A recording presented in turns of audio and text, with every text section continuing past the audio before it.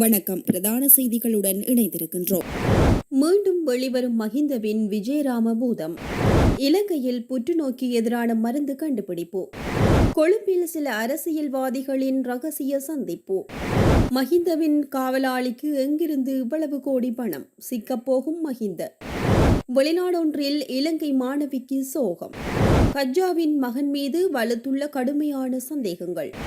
April 1 முதல் இலங்கையில் கட்டாயமாக்கப்படும் நடைமுறை. அனுர விஜயபாலவை கொலை செய்ய திட்டம். பிரித்தானியாவில் இருந்து கசிந்த தகவல். விஜயராம இல்லத்தை முன்னாள் ஜனாதிபதி மஹிந்த ராஜபக்ஷ ஏன் இன்னும் ஒப்படைக்கவில்லை என்ற விளக்கத்தை ஊடக பேச்சாளர் மனோஜ் கமகே தெரிவித்துள்ளமை பரபரப்பை ஏற்படுத்தியுள்ளது. அரசு அதிகாரிகள் மதிப்பீட்டு பணிகளை இன்னும் மேற்கொள்ளாத காரணத்தால் தான் மஹிந்த இல்லத்தை இன்னும் ஒப்படைக்கவில்லை என மனோஜ் கமகே கூறியுள்ளார். மேலும் தெரிவித்ததாவது, முன்னாள் ஜனாதிபதி மஹிந்த ராஜபக்ச கொழும்பு விஜயராம உத்தியோகபூர்வ இல்லத்தை இதுவரையில் அரசுக்கு ஒப்படைக்கவில்லை என்று அமைச்சர் நலிந்த ஜெயதிச குறிப்பிட்டிருந்தார். அரசு குறிப்பிடும் பொய்களில் இதுவும் ஒன்றாகவே காணப்படுகிறது. விஜயராம இல்லத்தை ஒப்படைக்குமாறு ஜனாதிபதி செயலகம் 2025/9/24 அன்றுதான் உத்தியோகபூர்வமாக கடிதம் அனுப்பி வைக்கப்பட்டுள்ளது. நிச்சயிக்கப்பட்ட காலம் ஏதும் அந்த கடிதத்தில் குறிப்பிடப்படவில்லை. இந்த உத்தியோகபூர்வ இல்லத்தில் அரசுக்கு சொந்தமான சொத்துக்களும் ஜனாதிபதி செயலகம் மற்றும் பிரதமர் அலுவலகத்திற்கு சொந்தமான சொத்துக்களும் உள்ளன. இந்த சொத்துக்களை மதிப்பீடு செய்து அடையாளப்படுத்துமாறு பொறுப்பான அரசு அதிகாரிகளுக்கு நாங்கள் ஏற்கனவே அறிவுறுத்தியிருந்தோம். அதிகாரிகள் இங்கு வருகை தந்து குறித்த மதிப்பீட்டு நடவடிக்கைகளை மேற்கொள்வதை தாமதப்படுத்தியதால் தான் இந்த வீட்டை ஒப்படைக்கவில்லை என தெரிவித்துள்ளார். அமைச்சரவை பேச்சாளர் நலிந்த ஜெயதிச மஹிந்த ராஜபக்ச அரசுக்கு சொந்தமான சொத்துக்களை லொரியில் ஏற்றிச் சென்று விட்டார் என்றும் குறிப்பிடுவார். இவ்வாறான பின்னணியில் அரசு தகவல் திணைக்களத்தின் அதிகாரிகள் இந்த வீட்டை நேற்று காணொலியாக பதிவு செய்துள்ளார்கள். மஹிந்த ராஜபக்ச மீது சேறு பூசுவதற்கே ஏதோ ஒரு விடயத்தை தேடிக்கொண்டு ஊடக கண்காட்சி நடத்துகிறார்கள் என்று தெரிவித்துள்ளமை குறிப்பிடத்தக்கது. எதிர்க்கட்சி அரசியல் கட்சி தலைவர்களின் சந்திப்பொன்று கொழும்பில் தனியார் ஹோட்டலில் இடம்பெற்றுள்ளதாக தெரிவிக்கப்படுகின்றது. இந்த சந்திப்பு கொழும்பில் உள்ள தனியார் ஹோட்டலில் நேற்று இரவு இடம்பெற்றுள்ளதுடன் இரவு உணவும் நடைபெற்றுள்ளதாக தகவல் வெளியாகியுள்ளதோடு நிகழ்வில் முன்னாள் ஜனாதிபதி ரணில் விக்ரமசிங்கவும் கலந்து கொண்டதாக கூறப்படுகிறது. ஐக்கிய தேசிய கட்சியின் தலைவர் வஜிர அபேவர்தனவின் அழைப்பின் பேரில் 25க்கும் மேற்பட்ட அரசியல் கட்சிகளை பிரதிநிதித்துவப்படுத்தும் தலைவர்கள் இந்த நிகழ்வில் பங்கேற்றுள்ளனர். இலங்கை பொதுஜன பெரமுனவின் தேசிய அமைப்பாளர் நாமல் ராஜபக்ச மற்றும் முன்னாள் நாடாளுமன்ற உறுப்பினர் பேராசிரியர் GL பீரிஸ் ஆகியோர் எதிர்கால அரசியல் நடவடிக்கைகள் குறித்த தங்கள் நிலைப்பாட்டை கூட்டத்தில் விளக்கியுள்ளதோடு கட்சியின் தலைமையில் கொழும்பில் ஒரு பொதுக்கூட்டத்தை நடத்துவது குறித்தும் கருத்துக்கள் பரிமாறப்பட்டுள்ளன. முன்னாள் ஜனாதிபதி ரணில் விக்ரமசிங்க அங்கு முன்வைக்கப்பட்ட அனைத்து திட்டங்களுடனும் உடன்பட்டுள்ளதாக அரசியல் வட்டார தகவல்கள் தெரிவிக்கின்றமை குறிப்பிடத்தக்கது. மனித உயிருக்கு அச்சுறுத்தலை ஏற்படுத்தும் கொடிய நோய்களில் ஒன்றான புற்றுநோய்க்கு உலகளவில் வைத்தியத்துறை மருந்து கண்டுபிடிப்பதில் கவனம் செலுத்தி வருகின்ற நிலையில் கொழும்பு பல்கலைக்கழகத்தின் உயிர் வேதியியல், மூலக்கூறு உயிரியல் மற்றும் உயிரி தொழில்நுட்ப நிறுவனம் புற்றுநோய் செல்களை கொல்லும் ஊட்டச்சத்து மருந்தை கண்டுபிடிப்பதில் வெற்றி பெற்றுள்ளது. மனித உடலின் ஒரு பகுதியில் அசாதாரண செல்களின் கட்டுப்பாடற்ற வளர்ச்சி புற்றுநோய் என்று அழைக்கப்படுவதோடு அது ஆரம்ப கட்டத்தில் கண்டறியப்பட்டு சிகிச்சை அளிக்கப்படாவிட்டால் அது மரணத்திற்கு கூட வழிவகுக்கும். உலகளவில் ஒவ்வொரு ஆண்டும் சுமார் 10 மில்லியன் மக்கள் புற்றுநோயால் இறப்பதுடன் இலங்கையில் ஒவ்வொரு ஆண்டும் புற்றுநோயால் இறக்கும் மக்களின் எண்ணிக்கை 15,000 முதல் 20,000 வரை காணப்படுகிறது. சூழ்நிலையை கருத்தில் கொண்டு உலகளவில் மற்றும் உள்ளூர் அளவில் ஒவ்வொரு நாளும் புற்றுநோய் பரவுவதில் விரைவான அதிகரிப்பு ஏற்பட்டுள்ள அதே நேரத்தில் புற்றுநோயை எதிர்த்து போராட வேண்டியதன் அவசியத்தில் உலகின் கவனம் செலுத்தப்பட்டுள்ளது. அதன்படி புற்றுநோய்க்கு எதிரான உலகளாவிய போராட்டத்தில் ஒரு முக்கியமான மைல்கல்லை குறைக்கும் வகையில் என்ட்ரோரோமைக்ஸ் எனப்படும் வெற்றிகரமான புற்றுநோய் தடுப்பூசியை தயாரிப்பதில் ரஷ்யா சமீபத்தில் வெற்றி பெற்றுள்ளதாக அறிவித்துள்ளது. இந்த சூழலில் 2008 முதல் சுமார் 17 ஆண்டுகளாக நடத்தப்பட்ட ஆராய்ச்சியின் விளைவாக கொழும்பு பல்கலைக்கழகத்தின் உயிர் வேதியியல், மூலக்கூறு உயிரியல் மற்றும் உயிரி தொழில்நுட்ப நிறுவனம் புற்றுநோய் செல்களை கொல்லும் ஊட்டச்சத்து மருந்தை கண்டுபிடிப்பதில் வெற்றி பெற்றுள்ளது. புற்றுநோய் செல்களை கொள்ளும் இந்த ஊட்டச்சத்து மருந்து மூலக்கூறு உயிரியல் மற்றும் நெட்வொர்க் மருந்தியல் போன்ற நவீன அறிவியல் முறைகளை பயன்படுத்தி 5 மருத்துவ தாவரங்களை பயன்படுத்தி தயாரிக்கப்பட்டுள்ளமை குறிப்பிடத்தக்கதோடு சமூக வலைதளங்களில் இலங்கையர்கள் பலரும் பெருமையடைவதாக தெரிவித்துள்ளமை குறிப்பிடத்தக்கது. முன்னாள் ஜனாதிபதி மஹிந்த ராஜபக்சவின் தலைமை பாதுகாப்பு அதிகாரி நெவில் வன்னியாராச்சி நேற்றைய தினம் லஞ்ச ஒழிப்பு ஆணைக்குழுவால் கைது செய்யப்பட்ட நிலையில் நெவில் வன்னியாராச்சியை இம்மாதம் 17ஆம் திகதி வரை விளக்கமறியலில் வைக்க கொழும்பு நீதவான் நீதிமன்றம் உத்தரவிட்டது. சட்டவிரோதமாக வருமானத்திற்கு அதிகமாக 28 மில்லியன் ரூபாய் மதிப்புள்ள சொத்துக்களை குவித்ததாக அவர் மீது குற்றம் சாட்டப்பட்ட நிலையிலேயே அவர் கைது செய்யப்பட்டிருந்தார். கடந்த 2016ஆம் ஆண்டு முதல் இவ்விடயத்தில் விசாரணை தொடர்பாக நெவில் வன்னியாராச்சியிடம் தகவல் கோரப்பட்ட போதிலும் அவர் தொடர்ந்து தகவல்களை வழங்க தவறிவிட்டார் என்று ஆணைக்குழு தெரிவித்துள்ளது. இந்நிலையில் நெவில் வன்னியாராச்சி நீண்ட காலமாக விசாரணைக்கு ஒத்துழைக்கவில்லை என்பதையும் சொத்துக்கள் தொடர்பான 5 வழக்குகளில் அவர் குற்றத்தை ஒப்புக்கொண்டதையும் உத்தரவுகளுக்கு அவர் தொடர்ந்து கீழ்ப்படியாததையும் கருத்திற்கொண்டு அவரை விளக்கமறியலில் வைக்க நீதிவானால் உத்தரவிடப்பட்டுள்ளது. மேலும் நெவில் வன்னியாராச்சி சட்டவிரோதமாக ஈட்டியதாக கூறப்படும் சொத்து தொடர்பில் விரைவில் நாட்களில் நீதிமன்றத்தில் விரிவான அறிக்கையை தாக்கல் செய்யுமாறு நீதவான் அறிவித்துள்ளார். சந்தேக நபரான நெவில் வன்னியாராச்சிக்கு வலஸ் முல்லவில் 3.7 ஏக்கர் நிலம், ஒரு எரிபொருள் நிரப்பு நிலையம் மற்றும் பல்லேகலையில் ரூபாய் 4.5 மில்லியன் மதிப்புள்ள ஒரு வீடும் உள்ளதாக விசாரணையில் தெரியவந்துள்ளது.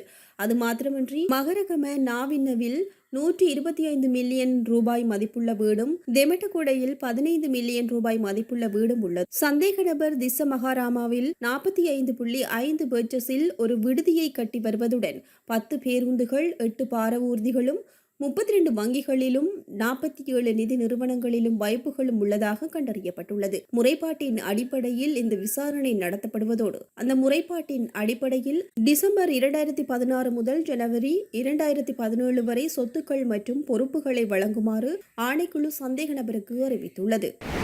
வங்கிக் கணக்கு விவரங்களை மற்றொரு நபருக்கு விற்பனை செய்த குற்றச்சாட்டில் இலங்கை மாணவி ஒருவருக்கு சிங்கப்பூரில் புதன்கிழமை 3 மாதங்கள் மற்றும் 2 வார சிறை தண்டனை விதிக்கப்பட்டுள்ளது. மேலும் குற்றத்திற்காக அவருக்கு 1100 சிங்கப்பூர் டாலர் அபராதமும் விதிக்கப்பட்டுள்ளது. அபராதத்தை செலுத்த தவறினால் அவர் மேலதிகமாக 3 நாட்கள் சிறை தண்டனை அனுபவிக்க வேண்டும் என்றும் உத்தரவிடப்பட்டுள்ளது. 22 வயதுடைய இலங்கை மாணவி ராஜாதி ராஜசிங்க மனமேந்திர படபடிலகே விஸ்வா மாதவிக்கே இவ்வாறு சிறை தண்டனை விதிக்கப்பட்டுள்ளது. கணனி துஷ்பிரயோக சட்டத்தின் கீழ் தனது வங்கி உள்நுழைவு விவரங்களை தெரியாத ஒருவருக்கு சட்டவிரோதமாக பயன்படுத்துவதற்கு தூண்டியதற்காக தண்டனை விதிக்கப்பட்டுள்ளது. கடந்த செப்டம்பர் 17 அன்று அவர் மீது குற்றச்சாட்டப்பட்டுள்ள நிலையில் புதன்கிழமை தண்டனை விதிக்கப்பட்டுள்ளது. தான் செய்த தவறிற்காக மிகவும் வருந்துவதாகவும் அதே நேரத்தில் குற்றத்தின் தீவிரம் தனக்கு தெரியாது என்றும் நிதி நெருக்கடி இருந்ததாகவும் அம்மா ஒரு இருதய நோயாளி எனவும் அவருக்கு தன்னால் பணம் அனுப்ப முடியவில்லை என்றும் நீதிமன்றத்தில் குறைந்தபட்ச தண்டனையை கோரியுள்ளார். இதற்கமைய சட்டவிரோத நோக்கத்திற்காக தனது வங்கிக் கணக்கு உள்நுழைவு விவரங்களை வெளிப்படுத்தியதற்காக அவருக்கு 3 மாதங்கள் மற்றும் 2 வார சிறை தண்டனை விதிக்கப்பட்டுள்ளது.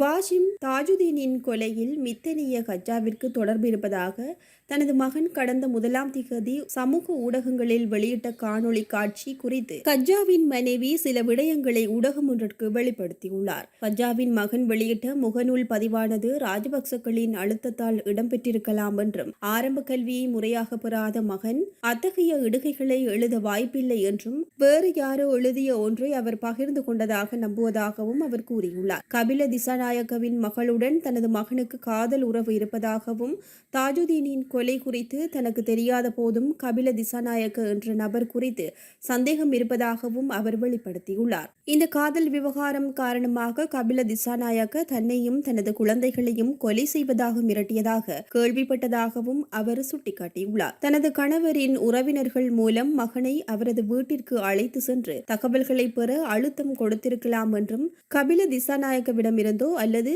ராஜபக்ச குடும்பத்தில் வேறு யாரிடமிருந்தோ பணம் பெற்றாரா என்ற சந்தேகம் தனக்கு இருப்பதாகவும் அவர் கூறியுள்ளார். தாஜுதீனின் கொலை தொடர்பாக தான் அளித்த முக்கியமான சாட்சியத்தை அற்பமாக்குவதே தனது மகன் அத்தகைய அறிக்கையை வெளியிட்டதன் பின்னணியில் உள்ள முக்கிய காரணம் என்றும் அவர் மேலும் வலியுறுத்தியுள்ளார். அதன்படி தனது மகளை ஊடகங்களில் பயன்படுத்துவது குறித்து உடனடி சட்ட விசாரணை நடத்த வேண்டும் என்றும் அவர் கோரிக்கை விடுத்துள்ளார். மேலும் இந்துவர விதானகமக்கே பிறந்த பிறகு தாங்கள் கிராமத்திற்கு சென்ற சென்றதாகவும் பின்னர் கஜாவை மஹிந்த ராஜபக்ச மற்றும் கபில திசாநாயக்க ஆகியோர் பாதுகாப்பு அமைச்சில் ஓட்டுநராக பணியமர்த்தியதாகவும் அவர் மேலும் தெரிவித்துள்ளார். நீதிமன்றத்திற்கு செல்ல தயங்குவதாலும் ராஜபக்ச குடும்பத்தினர் மற்றும் கபில திசாநாயக்க மீதான பயத்தினாலும் தாஜுதீன் தரப்பு முன்வருவதில்லை என்று நான் நினைக்கின்றேன் என்றும் அவர் மேலும் சுட்டிக்காட்டியுள்ளமை குறிப்பிடத்தக்கது.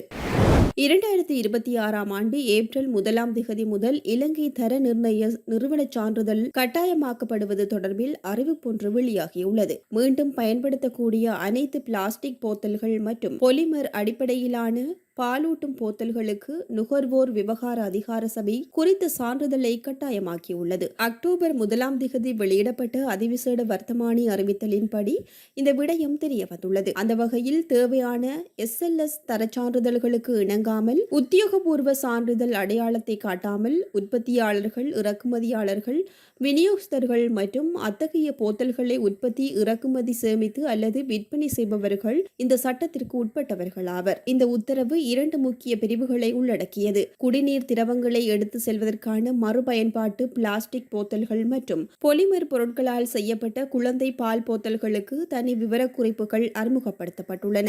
இந்த நடவடிக்கை நுகர்வோர் பாதுகாப்பை வலுப்படுத்தல், தரம் வாய்ந்த பிளாஸ்டிக் பொருட்கள் சந்தையில் நுழைவதை தடுப்பது மற்றும் சர்வதேச அளவில் அங்கீகரிக்கப்பட்ட தரநிலைகளுக்கு இணங்குவதை உறுதி செய்வதை நோக்கமாக கொண்டுள்ளது என தெரிவிக்கப்பட்டுள்ளது. ஜனாதிபதி அனுரகுமார திசாநாயக்க மற்றும் பொதுமக்கள் பாதுகாப்பு அமைச்சர் ஆனந்த விஜயபால ஆகியோரை தற்கொலை தாக்குதல் அல்லது ஸ்னைப்பர் தாக்குதல்களில் கொலை செய்யக்கூடிய சந்தர்ப்பங்கள் இன்றும் நிலவுவதாக இலங்கை போலீஸ் துறையை அரசியலிலிருந்து விடுவிக்கும் சர்வதேச அமைப்பின் தலைவர் அஜித் தர்மபால மீண்டும் தெரிவித்துள்ளார். இது தொடர்பில் ரகசிய விசாரணைகள் நடைபெறுவதாகவும் விசாரணைகளை நடத்தும் அதிகாரிகளுடன் தான் நேரடி தொடர்பில் இருப்பதாக தெரிவித்துள்ளார். இணையதளம் ஒன்றிற்கு பிரித்தானியாவில் இருந்து வழங்கிய கலந்துரையாடலிலேயே இவ்வாறு கூறியுள்ளார்.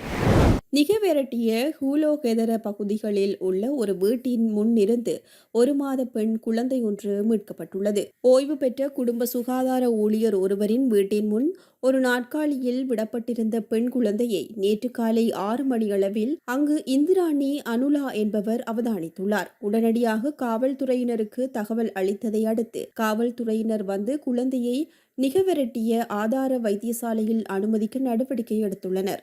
வைத்தியசாலையின் வைத்திய பரிசோதகர் பெண் குழந்தை நல்ல ஆரோக்கியத்துடன் இருப்பதாகவும் தாய் குழந்தையை கைவிடுவதற்கு முன்பு குழந்தைக்கு பால் கொடுத்திருக்கலாம் என்றும் கூறியுள்ளார். மேலும் ஒரு பால் பவுடர் பாக்கெட்டு மற்றும் சில துணிகளும் பெண் குழந்தையின் அருகிலிருந்து கண்டுபிடிக்கப்பட்டுள்ளது. அத்தோடு சம்பவ இடத்தில் கிடைத்த மருத்துவ அறிக்கைகளின்படி குழந்தை ஒரு வைத்தியசாலையில் குழந்தை பிரிவில் சிகிச்சை பெற்றிருந்ததும் தெரியவந்துள்ளது. இருப்பினும் அறிக்கைகளில் குறிப்பிடப்பட்டுள்ள தாயார் மற்றும் வைத்தியசாலையின் பெயர்கள் படிக்க முடியாதபடி கீறப்பட்டுள்ளதாக காவல்துறையினர் கூறியுள்ளனர்.